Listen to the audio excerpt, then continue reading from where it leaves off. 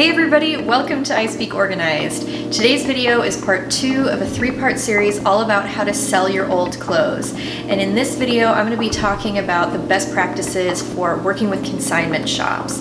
And I'm going to be giving you some of my insider tips that are hopefully going to make you some money. And as a professional organizer, this is something that I do frequently. I work with a lot of consignment shops, everything from luxury and designer to classic and vintage. So if this is something that you want to learn a little bit more about and the best ways to do it, then stick around and let's get into it. My name is Melanie and I'm your professional organizer and productivity consultant. What does that even mean?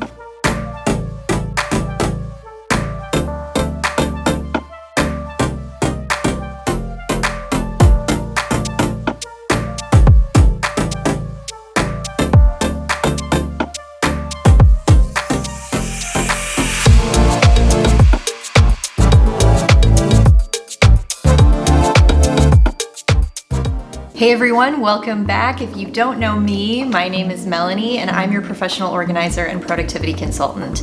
I help hardworking families and professionals find form in their space and purpose for every phase of life. If you are into all things home organizing, as well as productivity practices, decluttering tips, and motivation techniques, then you should definitely consider becoming a subscriber to my channel. It's very simple. All you have to do is hit the little circle icon of my face at the end of the video, or at any time tap the little subscribe button down in the corner, and that will make you an official member of my speaker fam, and I would be honored to have you. I am a small business owner and my YouTube channel is a way for me to provide hopefully good quality content to all of my community members, and so it would be greatly appreciated if you could show me some love by tapping the like button and the little notification bell so that you never miss another opportunity to learn something new about home organizing and productivity.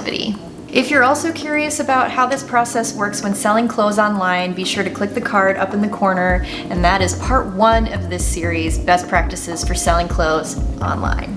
And with the understanding that I am not sponsored or affiliated with any of the companies that I'm going to be discussing in this video, let's go ahead and jump into it. So, in order to make this process as easy and painless as possible, ask yourself these questions. Is the item damaged in any way? And think about this from the perspective of the buyer at the store. You don't want to buy a pair of jeans that's all stretched out and has lost their elasticity, and you don't want to buy tops that have pilling on the fabric, so skip those items, don't even waste your time. The next thing you might want to consider is brand. Is it a recognizable brand name? And some stores are very particular about this. They have requirements for certain brands, or they have preferences for certain brands. So be sure to get in touch with them ahead of time just to make sure that you're not wasting your time putting together items that they're not going to accept. Next, how old is the item? If it's on trend within the last 2 to 3 years, most consignment stores will take it. So you're good to go there. Anything that's older, you might want to consider finding a vintage reseller and seeing what they accept. Lastly, what season is it? You want to make sure that your items are currently in season. So if it's March, typically the consignment shops are going to be taking spring and summer items, so they won't accept anything that's from fall or winter. So be sure to separate those out and either donate them or wait until it's time for that season. Now we're going to dive into the pros and cons of working with a consignment shop. And these clips are previously recorded, so by the magic of editing, I'm going to be doing a little costume change. The clutter is out of your house immediately. You just stick it on a hanger or in a tote and take it to the shop and they take care of it for you. Also, there are no customer relations because everybody that's working at the retail store is in charge of all of that.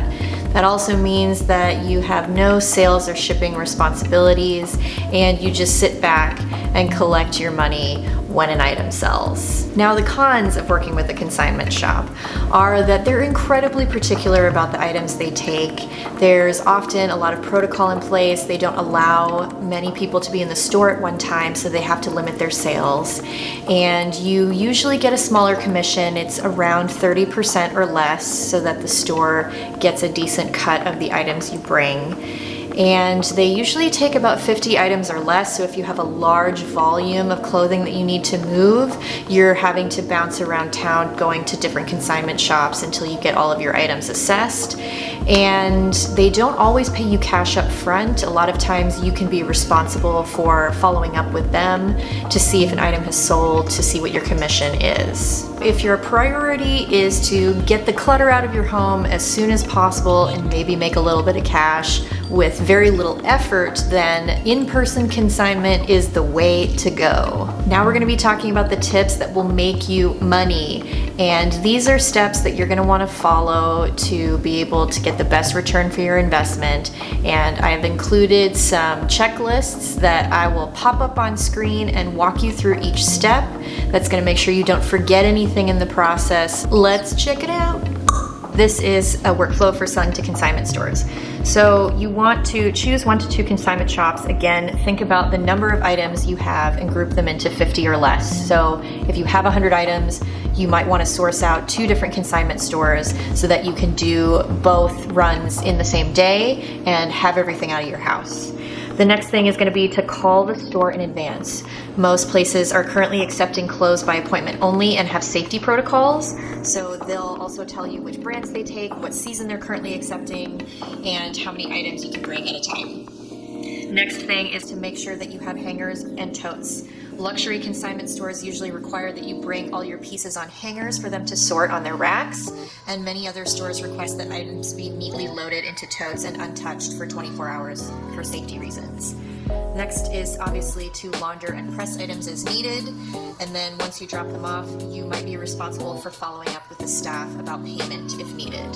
Lastly, if you have a lot of clothes that aren't from super recognizable brands, but they're really trendy and they're in really good condition, then you can take them to a place like Buffalo Exchange or Plato's Closet and usually get a pretty good commission for those things. You're not going to make as much money as you would if you were selling designer pieces, but you'll make enough to take your girlfriends out to lunch or get some Starbucks for a couple of weeks and get some return on your investment. Be sure to download my free printables of the online and consignment workflows in the description below.